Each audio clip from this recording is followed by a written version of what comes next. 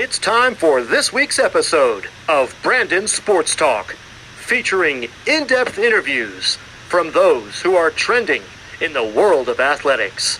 And now, here's the host of Brandon Sports Talk, Brandon Pate. Welcome back to Brandon Sports Talk. In today's episode, I have the privilege to interview the business owner of CollegeHoopsHumor. How are you doing today? Hey, I am happy to be here, Brandon. I'm honored. You have had some great guests, and I'm sorry to be the guy to bring it down. But I'm excited. How are you doing, man? I'm doing good. Can you talk about how you got started in your sports blog? Sure. So it's called CollegeHoopsHumor.com. It has articles and jokes and videos, hopefully humorous, all about college basketball. I'd always loved basketball growing up. I wasn't very good. My career pinnacled on the bench of the JV CYO team, which would be sad enough if it weren't also known that my dad was the coach. But I love basketball and I love humor. I was a stand-up comic for about 12 years. I opened for Jerry Seinfeld and Ray Romano and Stephen Wright and Jon Stewart. And I'd be lucky if any of those guys could pick me out of a lineup of one. But so now I combined the two, college basketball and comedy, and we have College Hoops Humor. Can you talk about how you came up with the name College Hoops Humor? Well, the name kind of just fit. You got your college hoops, you got your humor, you put them together, got a little alliteration in there. So that worked. I was going to call it Dave Barron's College Hoops Humor. That seemed a little long. So we just went with College Hoops Humor, which itself is actually too long for Twitter. I go by Col Hoops Humor as my @ on Twitter. Can you talk about some of the blogs that you've done, and humor that you've done, jokes wise? Sure. So the jokes, as I mentioned, they're all about college basketball. I post them all up on Twitter and on my website, which is simply collegehoopshumor.com.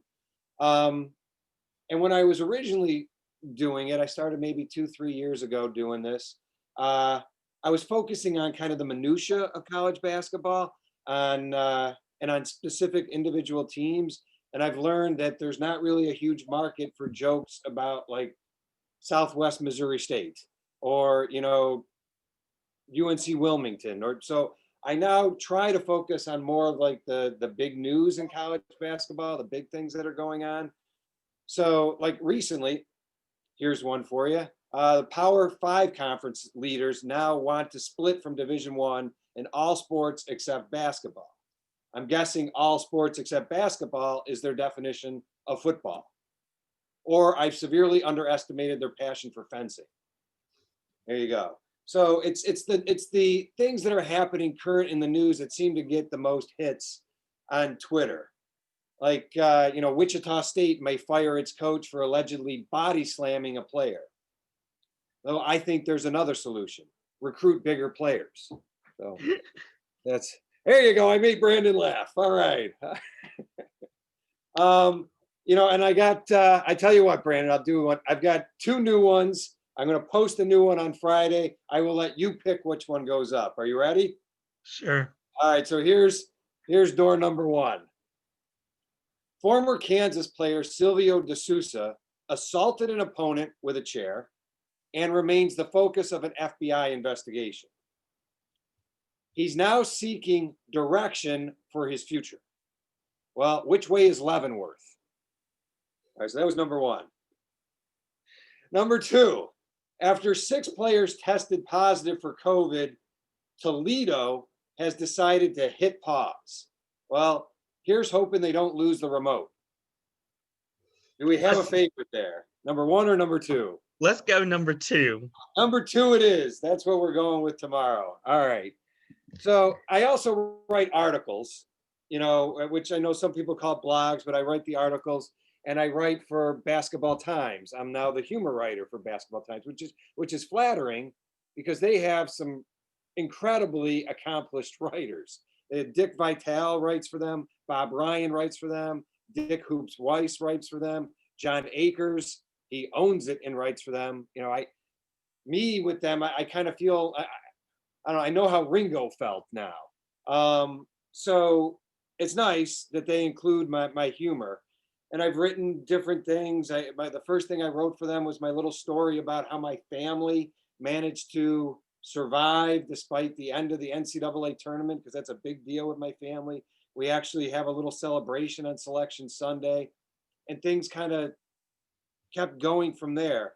Again, my articles aren't really about, again, the minutia of college basketball. It's really about my perspective as a fan. Can you talk about writing for the Times, the Basketball Times? It's been great. It's led to more contacts. It's gotten me a lot more exposure. I get to communicate regularly with John Akers, who's not only the owner and a writer, but he's in the Basketball Writers Hall of Fame, the USBWA's Hall of Fame.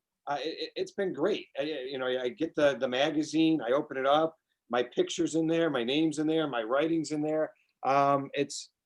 It's been fantastic. You know, I mentioned these other writers, like Frank Burleson is in there. It's really flattering to be in there. And John Akers has been great. He doesn't mess up the jokes that are in there. So he let me do an article on how I think we need a double tournament this year, because we got ripped off last year. We should have twice as many teams in it this year. My latest article was about the presidential race and how I think the best candidate should be Dick Vitale. So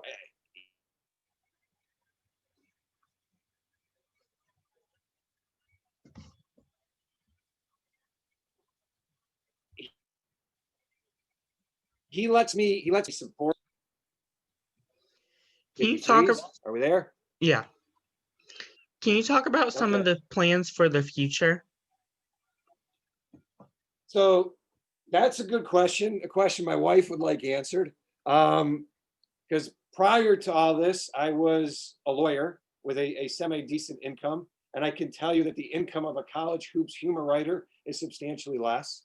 But I think I'm going to eventually get into a podcast or a video cast, not to compete with you, but it seems like everybody has a podcast. Why don't I? Everybody assumes I have a podcast, so I might as well. I do some videos that I post up, and I'm working on coming up with like a game with my website based on upsets, because college basketball is really all about the upsets. So I'm working on some kind of game where people can participate and pick the biggest upset, something like that. I'm working it out with a web designer. What are some of your other plans whenever it comes to the humor side? Well, I've also written for other non-sports websites. I've written for the Weekly Humorist, and I've written for McSweeney's, which was nice. That's supposedly elite. They consider themselves like the New Yorker of the internet. I'm not sure the New Yorker calls themselves the McSweeney's of printed magazines, but I do occasionally reach out and do other humor other than just college hoops. And I had also written a series of joke books with comedian Paul Nardizzi, the Things That Might Annoy series. It's possible we might do another, and it's possible I might get back into stand-up. So not entirely sure, man. We'll see. Do you see you maybe writing a book about like the jokes that you've put on Twitter and stuff? Yeah. Wow. That's I have 3 different books I'm working on. I will tell you, books are not a great way to make a ton of money. But one book would be a compilation of all my jokes about college basketball with my articles in there. I had an article before I started writing for Basketball Times that led me to basketball, that got them interested. It was called Is Dan Dockich Better Than Taylor Swift? And Dan Dockich actually liked it, retweeted it, commented on it. He was great about it. It was all about me trying to convince my daughters that they should listen to Dan Dockich, ESPN's curmudgeon, instead of Taylor Swift. So it was nice. It got a little bit of publicity. I can tell you that although Dan Dockich retweeted it, Taylor Swift definitely decided to remain silent. She did not retweet it. I don't know if that answers your question, but I attempted there. What advice would you give upcoming sports like humor, joke podcasts, or businesses? Start young. Start young. 2, don't go to law school. Absolutely do not go. Though I enjoyed my time at Boston College Law School, I would say that was a detour and a half. But you're not getting younger, so start today. If you really want to do this, I would say get going, and be aggressive and stick with it. Do what Brandon's doing here. You're getting incredible interviews. You had interviews with great people. You need to be proud of yourself, man. So I would say if it's a passion of yours, get going today. Don't wait. That was a mistake. I kept waiting to get back into comedy. And now I'm old, ish. Feel free not to nod with that, Brendan. Yeah, my big advice would be to get going as soon as possible. Where can my listeners find your sports humor on social media?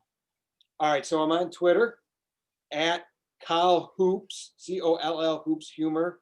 I'm on Instagram, though, to be honest, I let my daughters run the Instagram thing. I can't figure out how to do it, so I'm on there somewhere. I'm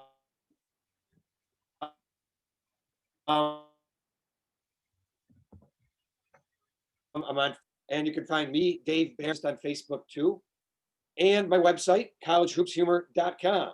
And I think there's a YouTube site, but you can just go to my website and find all of that as well.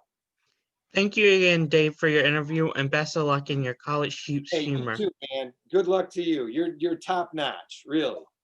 Thank you. You can find Brandon Sports Talk on Facebook at Brandon Sports Talk, Instagram at Brandon Sports Talk, Twitter at Talk_Brandon, and you can find me on YouTube at Brandon Sports Talk. Don't forget to like, comment, and subscribe. Thank you again, David. You should. Thank you again, David, for your interview, and best of luck in your college hoops humor. Take it easy. You've been watching Brandon Sports Talk. Please feel free to like, share, and subscribe to Brandon Sports Talk on social media and on YouTube.